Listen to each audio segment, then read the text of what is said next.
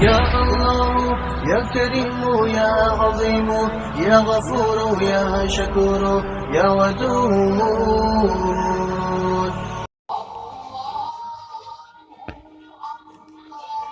اگر کوئی نامعلوم پرندے کو خواب میں دیکھے تو اس کی تعبیر ملک الموت ہے. اگر دیکھا کہ پرندے نے گٹھلی یا کاغذ یا کیڑا یا اور کوئی اس طرح کی دوسری چیز اٹھائی اور لے کر آسمان کی طرف اڑ گیا، اگر یہ چیز کسی ایسے مکان سے اٹھائی ہے کہ جس میں کوئی بیمار تھا تو یہ اس بیمار کی موت کی دلیل ہے.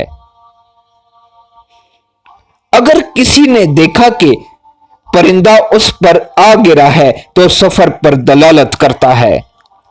اگر پرندے کو اپنے سر، کاندھے، گود یا گردن پر دیکھے تو یہ کوئی خاص کام کرنے کی دلیل ہے.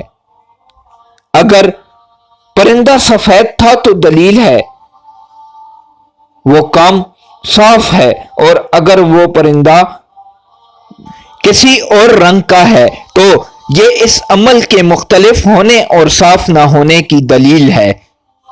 اگر یہی خواب ایسا شخص دیکھے جس کے ہاں حاملہ عورت ہو اور اگر وہ پرندہ نر تھا تو دلیل ہے کہ اس کے ہاں لڑکا پیدا ہوگا، اور اگر وہ پرندہ مادہ ہے تو لڑکی پیدا ہوگی. اگر اس پرندے کے پروں کو کاٹا تو دلیل ہے کہ وہ بیٹا زندہ رہے گا اور باقی رہے گا، اور اگر وہ پرندہ اڑ کر چلا گیا تو تعبیر ہے نومولود قلیل مدت زندہ رہ سکے گا.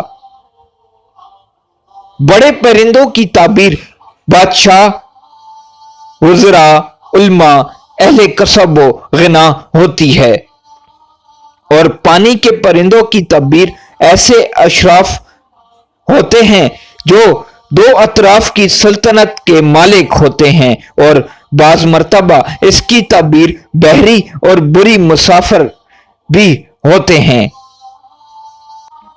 اگر دیکھے کہ پرندے نے کوئی آواز نکالی تو یہ علامت ہے کہ وہاں نوحہ گریہ وزاری آہ و بقا ہوگا. چھوٹے پرندوں، چڑیوں، چنڈول، بلبلوں کی تعبیر چھوٹے بچے ہیں.